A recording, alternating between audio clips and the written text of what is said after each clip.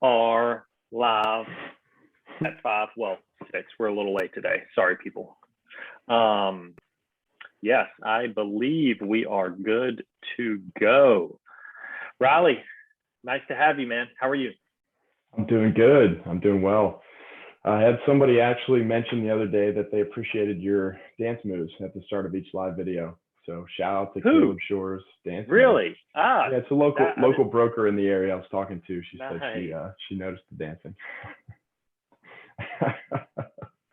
We got a good one for you today. Let's jump into it, man. I'm super excited. This is something that we have thrown around the idea of a lot. Is rental arbitrage worth it? That's really it. Definitely going to go through some pros and cons.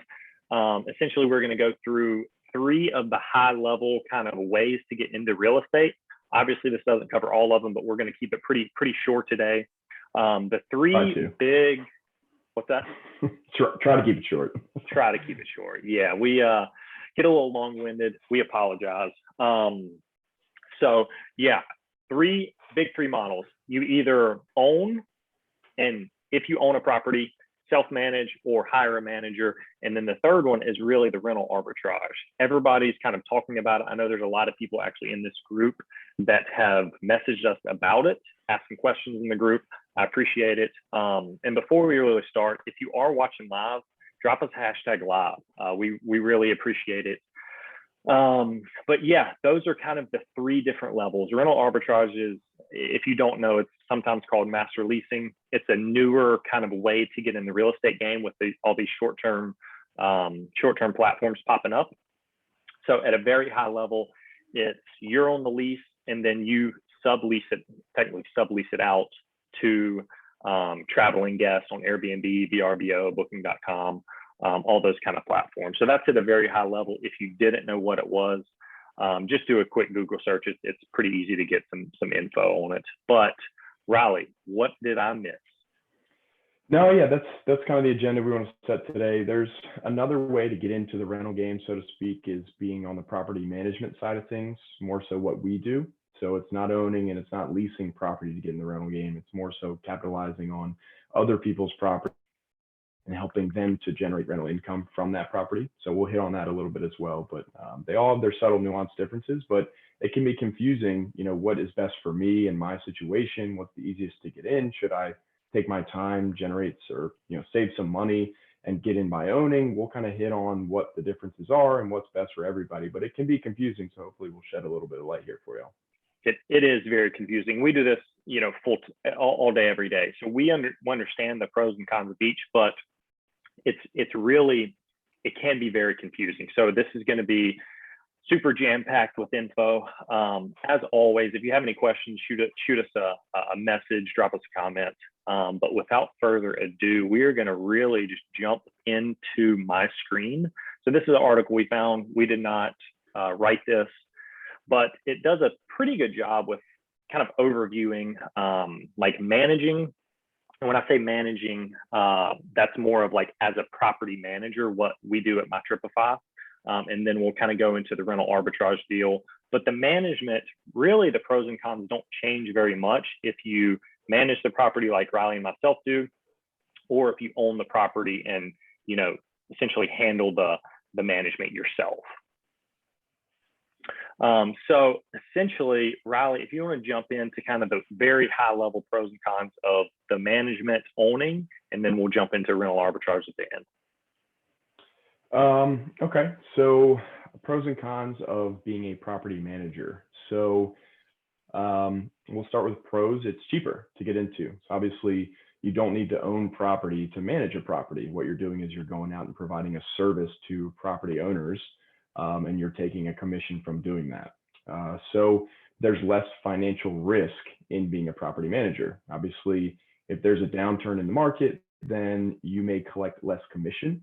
But if we lay a scenario out, say we have a recession and say rents significantly decrease, you're not at risk of not covering your mortgage.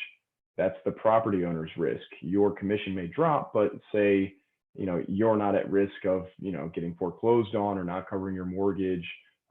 That's really the property owner's situation. So that's a little bit of less risk that you carry there, at least financially.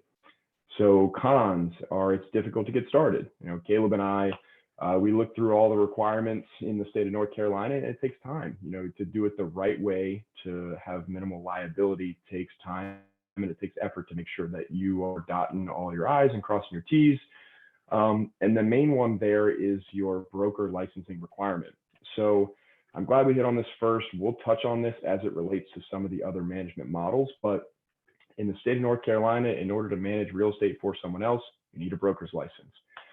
It's North Carolina General Statute 93A 1 and 2, and basically says anyone who rents or offers to rent any real estate for others is required to have a broker's license. So if you're collecting a commission for charging rent to someone for another as a service to a property owner, you need to have a license to do that. So people ask why. It's because they need to basically protect the owners, and they need to protect the consumers to make sure that you are making sure, a whole broad range of things, that you're being safe, you're having the right fire safety equipment in there, that you're not colluding and price gouging with other people to make sure to protect the consumer. I mean, it's a whole slew of different things that you learn in your licensing to make sure that you're doing it safely and you're doing it the right way. So the Real Estate Commission doesn't look kindly on people who are managing property without a license. So that's of this model, of the management model, is that you need to make sure you satisfy both the personal broker's license and you need a firm license as well.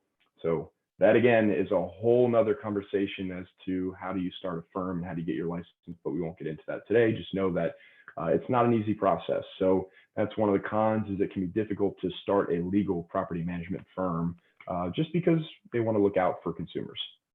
Yeah, there's a lot of Go ahead. Yeah, go ahead. No, you got it.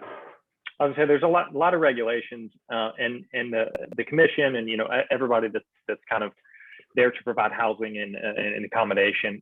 They want to not restrict, but make sure that it's done properly. So there's courses and all the stuff that you have to go through to make sure that you're licensed and you're essentially operating legally.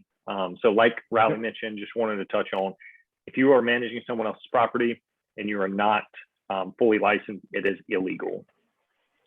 And that's not only liability on the manager, that's liability on the owner. The first thing that goes out the window when you're illegally operating is all those agreements that you strike forward. It's with all the guests, all those goes out the window. So if someone damages your property, does $10,000 in damages, it can be very difficult to recoup those damages if you're not using a licensed property manager. So again, we try and instill in all our owners that be careful who you're using to manage your property. If they don't have a license, it's not just liability on them, it's a huge amount of liability also on the property owner.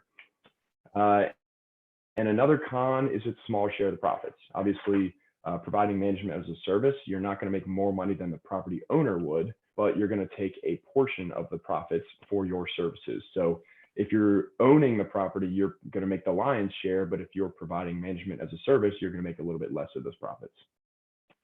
Yep. Yeah. Bingo.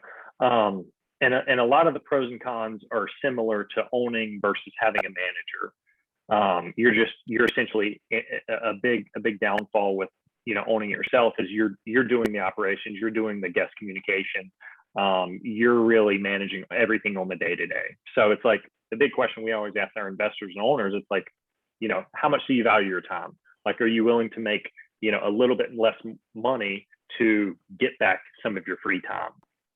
Or do you want to, kind of manage everything yourself and then be super involved and, answering guest questions at 11 p.m. at night?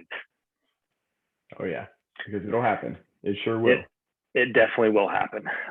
So that's really at a very high level with managing versus kind of self-managing is what I like to think of it as. Yeah. So let's segue here into property ownership, which we kind of, let's use that as a segue to property ownership. And Caleb, as he explained, you can own property and you can hire out management, look for someone who will do that service for you, or you can self-manage. But as a whole, we're going to talk about what it looks like now to purchase a property, to own it, and generate rental income that way. So we'll go through pros and cons again. So pros there, it's more profits. It's going to be more profits than if you are hiring a manager, or if you're providing management as a service. And typically, it's going to be more profits if you are doing arbitrage as well. And the reason being is that your the difference between arbitrage and being a property owner is that you're either going to pay an expenses rent on the arbitrage side, or you're going to pay your mortgage on the ownership side. So two ways you're going to have more profits on the ownership side is because your mortgage is typically going to be lower than the rent would be.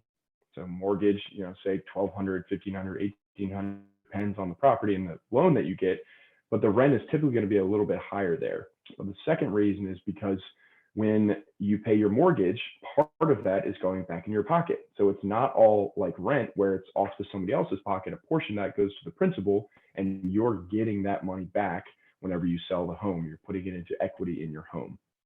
So it's going to be more profits when you own the home. So segue that into, there are other types of income or ways to make money as a property owner. It's not just cash flow. So there's loan pay down, like we just talked about, which goes to the principal and equity in the home. But there's also appreciation, depending on the market. And there's a little bit of appreciation going around in Charlotte right now, I would say. And then there's also tax benefits. So you have write-offs left and right on things like your interest and your property taxes, for example. So some ways that you can make more money on the ownership side. But obviously, with all those pros, there are some cons as well, mainly being it's expensive to get into. So obviously, you have to have the money for a down payment, and then you also have to furnish the home. Those are going to be your two upfront costs, the big ones on the property ownership side. But I mean, we're of the mind that save your money and use that money in the best way, which would be to be a property owner. And then over time, you're going to benefit from that additional income, the different income streams that we just mentioned there. And that's going to really help drive the machine that is your rental empire. Yep. Yeah. I mean, yeah, great. All great points there. I don't really have anything to add, to be honest with you. I think it's a good segue into the rental arbitrage. And I mean, realistically, if you're doing it yourself, you're furnishing it yourself, that same cost is going to go to the rental arbitrage person as well. So essentially, somebody comes in, rental arbitrage is typically they are a tenant, and then they essentially sublease it out with an addendum to the short-term guest. So in that case, they are still the tenant, so they're required to furnish the place like they were living there. And a couple of different points here. We kind of agree with some of these and then disagree with some of these as well. You do keep all the profit, but that is after paying the landlord's rent, which is more than the mortgage, and paying all of your expenses. So there's a lot of expenses that go into a rental arbitrage deal, but the tenant, the person who is essentially subleasing it out, is responsible for all those. So yes, you do keep all the profits, but that profit is done correctly is going to be less than a management deal, and especially owning the deal. Absolutely. Yeah. Totally disagree with this one right here. No client property owners deal with. You actually have multiple people to deal with. You have the guest to deal with, and also the property owner. As the tenant, if something gets broke, they're asking you, not the Airbnb guest. So yeah, this strongly disagree there. Yeah, it's because in a sublease situation, say you are subleasing on Airbnb and a guest damages something. Now, a good portion of the time, we'll use a portion because it's not an exact amount, but a good portion of the time, you'll be able to recoup that cost from a guest. Now, in an also good portion, you will not be able to recoup costs from the guest. Now, you go to the person who owns that property. Do you think they're going to pay for the damage that was done by your Airbnb guest? Absolutely not. So in that situation, you are responsible for any damage that's done to that property. Now, compare that to the management side of things. Obviously, we do our best that we can to make sure that no damage is done to the property. And there's a ton of different strategies for that. I think we put a video out in the past. And if there is damage, we go through what we call our layers of protection to make sure that the right party should cover that cost. But in the event that we don't, which is unlikely, but in the realm of things can happen, it falls on the property owner, who has options like using their insurance policy to cover that cost in that situation. But if you're in an arbitrage deal, that falls solely on the tenant based on the rental agreements that you signed with the owner. Any damage is the tenant's responsibility. It's not going to fall to your subleaser. It's not going to fall to that person. It goes to you because you signed that agreement with the property owner. Yep, exactly. So liability goes way up in this deal. Now a pro of this is it is pretty easy to get into. You don't have to own the property. You don't have to start a management company. You don't have to get licensed. Depends on who you ask there. But it is fairly easy to kind of get in this game, which is why we wanted to talk about it. This is a very, very popular thing nowadays. A lot of people are joining this group saying that they're interested in rental arbitrage. Now, a couple things to mention is you do need cash to start. You obviously are not the property owner, but there are a lot of expenses that really go into getting this thing up if you do decide to do this. Deposits, first month rent, like a normal tenant, and then the furnishing costs. I mean, this can be, depending on how big the property is, $5,000 to $10,000 easily if you're wanting to really furnish it well. So there's definitely some skin in the game on the front end to hopefully recoup that on the back end. Yeah, I mean, I'm not a fan of the arbitrage deal. You know, full disclosure, too many risks for me and Riley. But you know, there's a lot of people in this group that are in it, and it seems like it works out well majority of the time. But you know, another thing to really mention is what happens if you know, COVID 2.0 hits. I'm not sure if anybody is fully in line with. There was a lot of rental arbitrage companies that went under, you know, months into COVID, just because they couldn't. Nobody was traveling. They had a big rent bill, all their expenses, without any income. So you're really in a bind if something does go wrong. Well, let's look at that. You can't predict those. Why would someone in the arbitrage model be more at risk of a downturn in the short-term rental market than someone who owns the property? The reason being is on the arbitrage model, you're the last person to take a profit. You get all the profit, but you're the last person. You have to pay your expenses and you have to pay your rent. That property owner is going to get the rent regardless. They're going to get the same amount every month. So say you pay $2,000 a month in rent, you plan on making $3,500 in gross rents for the month. Okay, so you got $1,500, you have to minus some cleaning expenses in there, but the rest is all yours. So say you make $2,000 in a month, your profit's gone. And then you have the rest of your expenses. So now you're paying money out of pocket just to run this deal. Okay, so that's how rental arbitrage works. And if you're hitting the numbers that you project, it can be okay. But the second you take a downturn, you're the last person to make your money. And that's a liability that a lot of property managers have gotten out of, that figure that they don't want that risk. They don't want to structure their deals that way because it doesn't make sense to them. They'd rather share in the risk with the owners rather than just you taking the risk. Let's all take the risk, get the reward. In this situation, the owner's taking no risk, you're taking the risk. Hopefully you get a reward if you did your numbers right. If not, then you're going to be paying money out of your pocket to run this kind of deal.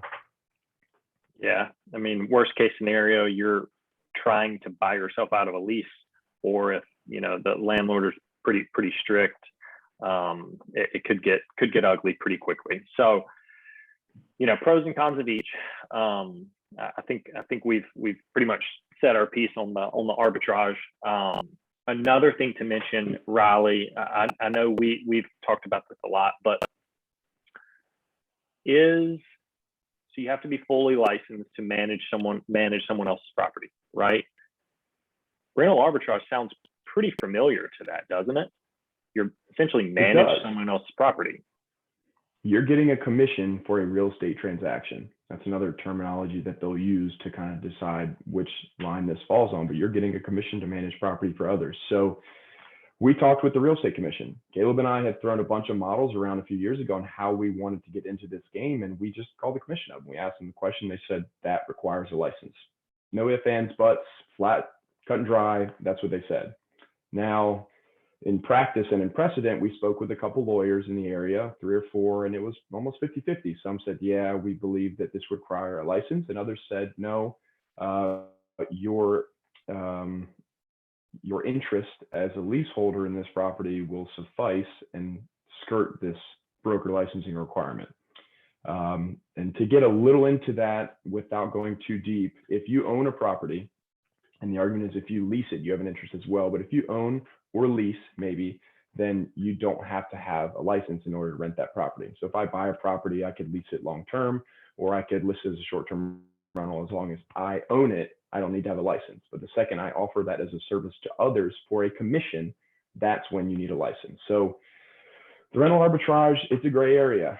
So again, when we talk about increased liability, you know, if a downturn in the market is one, but this is also another one. If the real estate commission started to crack down, and we're seeing increased crackdown on short-term rentals, increased regulation on short-term rentals all across the country. So that's not the side of the coin that we want to be on for those reasons, but obviously everyone is in their own situation. Our job is to really educate everyone about what models are out there. And just to give you an idea of what your liabilities are so you can make the best decision for you. Yep. I mean, absolutely. I think that was a kind of a good place to wrap up. There's risk in everything, right? It's like, where's your risk tolerance? Where, you know, do the pros outweigh the cons? Do the cons outweigh the pros? You know, we're sticking to the management just because those pros absolutely trump the cons for sure. So yeah, I mean, anything else to add, Riley? I think that was a little bit longer than we had planned, but so much info. It's really hard to you know, crack this down into, you know, 10-15 minutes because there are so many different variations and so many different scenarios of where people are at and how they kind of want to get into the real estate game. I'll close with this. I guarantee that there are some arbitrage people in this group that are making money. We're not saying that you cannot be successful in the arbitrage model. We are saying here are the risks, here are the rewards. It can go well, it can go bad. You just have to know the structure of this kind of deal and how that would play out in all different types of situations. We said during COVID was a terrible time to be doing rental arbitrage. We knew 3 or 4 different property management companies in Charlotte that went under, filed bankruptcy, and were not even able to pay to break their leases out. Had to file bankruptcy for the company and cut ties there. So putting that kind of risk on your business was too high of a risk tolerance for us for that model. But I don't want 6 arbitrage people coming and saying, no, this is BS. We make good money. That's fine. You can. It's possible. But it becomes so important that you run those numbers and that you pay your rents conservatively on that model in order to be able to withstand any downturn in the market. So yep. Yeah, no, great points. Yeah, I mean, that's essentially it. You know, just to kind of wrap this up, pros and cons of everything. Riley, as always, jam-packed with knowledge. Yeah, I mean, without further ado, I don't really have anything else to add. Thanks for watching. No, Riley, you good? absolutely. Yeah, all good. Signing out. Signing out.